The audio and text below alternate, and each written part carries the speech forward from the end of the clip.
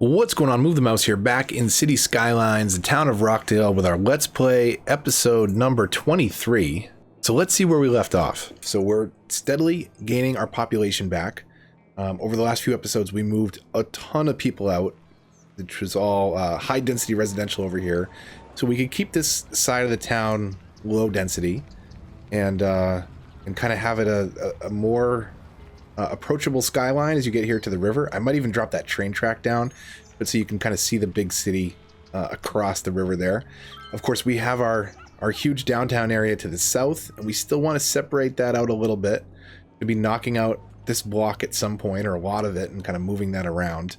And I think disconnecting it from the residential area here, I want more people to get on the highway rather than come up through here. But we'll take a look at that. One of the major problems that we're having, and let's take a look. Let's pause it for a second. We'll bring up our info views, and we'll go into traffic. And traffic specifically, I've said it before, I'll say it again. This is a traffic management sim more than it is a city building sim. And right now our traffic flow is kind of on the decline, and nothing will stunt the growth of your city worse than traffic flow. And there's a couple really problematic intersections. This was really just kind of crammed in there, didn't put a lot of thought into it, and just kind of dropped that in there. This is by far one of the worst intersections, causing all kinds of highway backup. This was not planned out great either, just a simple diamond interchange in the middle of the city. And you can see a lot of traffic kind of is building off of that, right? This avenue's all backed up. This is backed up down here, and a lot of it is just people trying to get to the highway. So we've got to rethink these highway routes, and I think it would be nice to do, maybe move this one up, but we don't want it too close to the cloverleaf. Maybe we leave it there and just try and make it a little bit more efficient. But this one down here we definitely need to fix. This road's getting a little busy, as you can see, because everybody's turning up into this area. And we've got our problem spots here or there. This is actually another major area, but the farmland has been functioning pretty well. So I'm not going to worry about that too much right now. What I want to focus on next, or at least what I want to focus on this episode, is completely kind of rebuilding this area down here. And what I was thinking is doing some little collector lanes kind of running parallel with the highway, and really rethinking kind of how people are getting on and off the highway here. But that's going to require us to move a couple things around. At the very least, this building right here, which is the Mall of Moderation, we're going to have to move that. So let's just get that over here for now. Find a spot for it. Maybe one that isn't zoned on yet. This will work for now. We just want it to be connected to power and water. We just want to get it out of the way there. Now, all this other stuff should be regular zone buildings, I believe. And what I want to do is I want to kind of reclaim these blocks here. So let's break out our zoning tool, and we're going to de-zone this. Get in the selection tool here. We're going to move a bunch of people out, unfortunately, but we've got to do it to make some progress here. So we're just going to de-zone all that. We'll hit play for a minute. Most of that should move out on its own. And then we'll bulldoze the last couple buildings and see where we go from there. Let's help them along here. And we don't need these side streets anymore.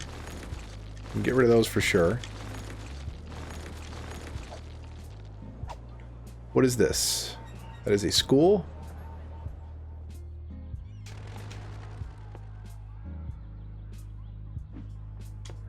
Move it right across the street here. Move out a couple businesses as a result. And this is what, a high school? Do the same thing. Just move it across the street here. Tuck it in this corner. Wonder, will it fit? Will it make more sense to fit it that way? Probably. That works. Okay. So we've got a lot of room to work with. We've still got these cross streets. If people want to connect, you know, from over here to over there, they can drive under the highway. That's fine. But I really want to rework this down here. We're creating multiple intersections that are pretty close to one another. It's less than ideal. So let's really rethink kind of what we're doing with our highway exits here. Also, these were highway exits. You'll notice that there was no on-ramps here. So this really was just a rush job that I did at the time. And we're continuing on that trend of fixing it later, which is what we're doing here. So, okay, so I'm going to cut to a before and after here. So you've got to see the traffic problem that we're having here. We've cleared this block out. But I want to solve the on-ramp problem in kind of an odd way. We're not going to necessarily repurpose as much of this block as a result, but you'll see where I'm coming from in a minute, just as a quick, easy fix for the traffic problems that we have here. Okay, so this does admittedly look a little sloppy, but let me show you kind of what's happening here. So we haven't rerouted the traffic entirely yet. I hit play for a quick second, but you have all this traffic that's, again, backing up on the highway. We were getting off the highway here, but not getting back on it. So I kind of repurposed this block. So you have this long, rambling off-ramp coming from this way, dumps you under and off into the city that way. Same thing kind of happening over here. We've got to go over that other off-ramp. We come underneath the highway and it drops us off over there. And then getting on the highway more of the same, or I shouldn't say more of the same, it's a little less rambling. We can come from here and get on the highway going that direction, or from over here, getting on the highway going that direction. So let's hit play. We can see that, you know, we've got cars backed up all the way around this, this ramp here. We've actually got a bit of a slowdown happening here, because we've got an on-ramp right before an interchange to an off-ramp. So what I should do is bring that that on-ramp around. In fact, we don't need that as much anymore because we've got an on-ramp over here. But we'll see how that handles traffic. The other thing is too, is let's look at our intersections now. We've got a traffic light down here. Let's put the stop sign on the end of the street. We'll do the same thing here. So we'll give the right of way to this east to west road. And then lights getting on are okay, but I wanna let people get off the highway. So let's give the right of way to the people getting off the highway. Same thing over here. People getting off the highway have the right of way. We've got stop signs there. Let's do the same thing. And lights getting on are okay. Do the same thing over here. See what our traffic looks like. It's more east to west traffic. So let's stop the people coming north to south, so that they just kind of hopefully keep flowing through that intersection. So it looks like a ton of people just want to get down here. So I may not have resolved the issue with that that off-ramp kind of dumping into a three-way intersection, but it's just kind of trial and error. It's experimenting here. We may want to do something more like this, which dumps into kind of a T intersection. I've got one-way traffic flowing all the way around the city. We did the same thing up here. And you can see that even though we have all this industrial traffic coming over, that's actually a bit of a backup in this tunnel here. But the intersections themselves, right, they're handling it okay. And yeah, the traffic's backing up a bit. So far, it hasn't caught up to... Uh-oh. I always get a little worried over here, because if there's a traffic backup and there's a fire at the same time, that can be disastrous. So hopefully they are able to put all those out. But you can see these kind of triangle intersections going into this one-way flow work pretty well. So we might consider doing the same thing down here, is kind of revamping traffic flow into kind of those triangle type intersections. That may be a good way to do it. We have plenty of room here. We could bring this highway out a little bit and then dump it into a little T intersection there, because that's been very successful, although it is kind of clearing up in the long run. This is something that you definitely want to avoid, an on-ramp right before an off-ramp. So we should snake this under, have them get on the highway over here where there's no other consideration to worry about with traffic merging. But now that we've let that play for a little bit, I'm a little bit more confident in this design. Again, it's not space efficient, but I kind of repurposed this whole block for that. What we could do though, to liven it up a little bit, is we could kind of spam some trees in there and just make it a little green, make it feel a little lived in. So let me do that. Quick little time lapse of some tree spam.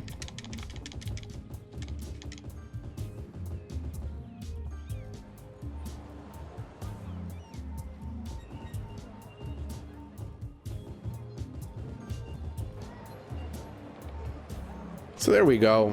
Looks a little different. Gives it a nice feel. Nice little patch of green in this concrete jungle of the downtown here. Let's take a look and see if that one change, which definitely is moving a lot better through here, had any impact on our traffic flow stats. So it is on the rise. We're up to 70% now. Just that one little intersection, improving it just a little bit, can knock your traffic flow up, and we're up to 71. So we'll take a look at some other intersections. Diamond interchanges are really easy to build, but not efficient at moving a lot of traffic. T intersections, not so great either. Cloverleafs in the right circumstances can be okay for changing two highways like you see here, but you have a lot of traffic merging and getting off within a pretty short distance, right? So the game's a little bit better than actual humans are at managing traffic, because unfortunately we're selfish and want to cut over at the last minute, not wait in line.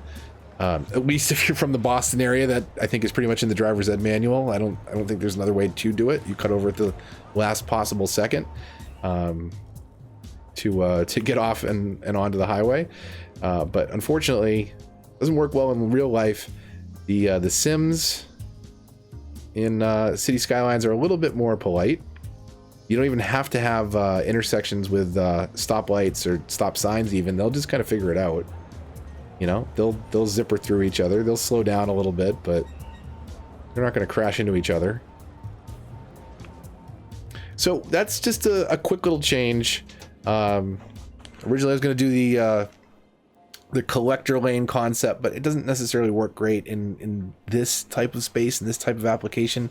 So it's why I kind of went with this little snaking route. I do kind of like how it looks in this downtown area, and it functions well, which is the most important thing. You know, there's kind of two ways you can build in cities. You can make things that look beautiful. You can make things that function well. You can certainly do both. But where you kind of meet and what you do is really up to you. It's, you know, it's your city. You're the mayor. So do what you want. If you want a grid everywhere, which I am prone to, you know, it's more of an American style city. But you don't have to do the same size roads. You can add different flares. Water problem.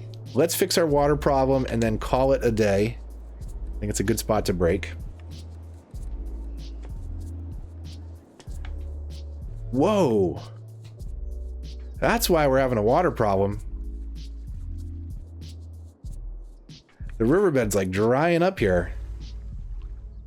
I was ready to add more. I think we do need to add more spots in, but we've got to fix the water flow first. So let's break out our landscaping tool and let's play with the height of the riverbed a bit here to get the water kind of flowing over this way towards our water pump. So we'll come up just a little bit, set our target position like halfway up the riverbed.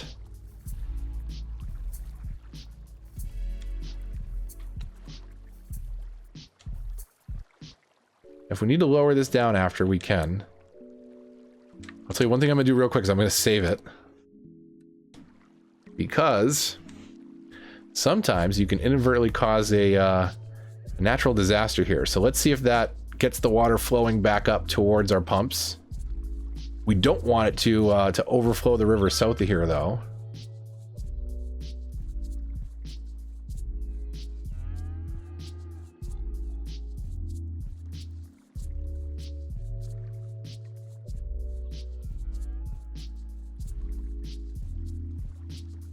A little bit of a dry patch there. Sometimes that will happen. It's kind of weird. Like you suck all this water out and the water physics get a little funny sometimes. So you may have to play with your water flow, your riverbeds. If you force the water, you know, it has to go someplace. So you can kind of trick it out, and you can see that the water's all flowing by the pumps again. We want to watch it for a minute though and make sure that as it catches up here, it doesn't bulge over the sides and flood our city. While that's kind of evening out, let's go back into our water tools. All of those are powered now. They're powered pumps. We should be able to drop this right in there, and I think it'll auto connect to the pipes. If you get it in just the right spot, it will, and it did there. That's good. I feel like we can squeeze one more pump in there too. So we'll have to move these around a little bit.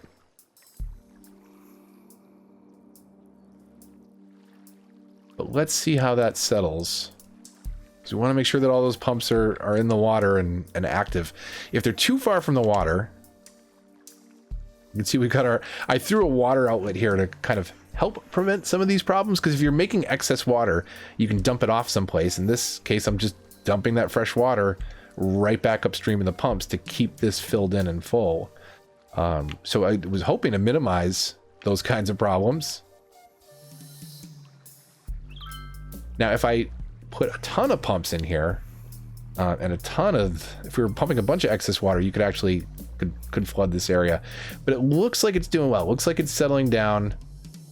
We can still see where that kind of dry spot was. And we do have a little bit of a deeper depression here in the ground as the water continues to flow downhill. It looks like we're good for now, but we'll have to keep an eye out for flooding. But a decent spot to break for now. You may have noticed, back into our economy, back into our budget, we can back this down now. If you have been tuned for a few episodes, you know that we had a massive death wave, and there were just those icons all over the city about bodies needing to be picked up. So we increased our budget for hearses and ambulance, and that problem has since gone away. So we're in better shape now. We've got a body over here. It'll happen. We've got just not enough workers, not enough customers. Not enough customers. So we've got little things to worry about here and there. But all in all, I think we're on the rise again. We're at 107,000. If you remember, we were at 125 and dropped down to under 100,000 by moving all the high density out of here and making this a low res kind of suburban area. We'll still work on kind of separating this out. I might want to build like a canal through here or something would be fun. Kind of provide some dead space between our little suburban village and the massive sprawl of this downtown area. But we're making progress slowly but surely and just fixing little things bit by bit. That's what we'll be doing for the next couple episodes before we say goodnight to the town of Rockdale. As I've mentioned before, if you stayed tuned this long, you've probably heard it before, but I appreciate all the feedback, the support, the likes, the comments, all really greatly appreciated. Towards the end of the month, there's some new DLC coming to City Skylines on consoles, and I'm going to revisit the how-to series and kind of build a brand new city from the ground up. So we'll be taking it very slow, step by step, for beginners to learn. Maybe some stuff you missed, maybe some stuff I forgot to mention in the last pass of the how-tos. But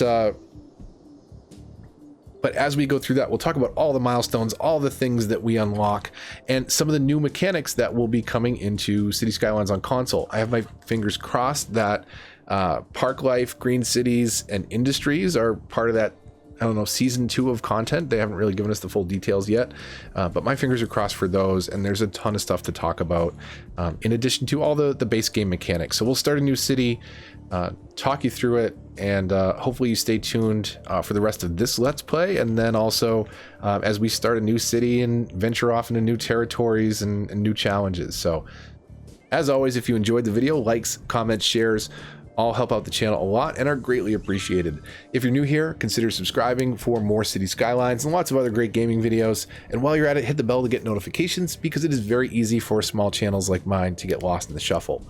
Until the next one though, this is Move the Mouse, signing off.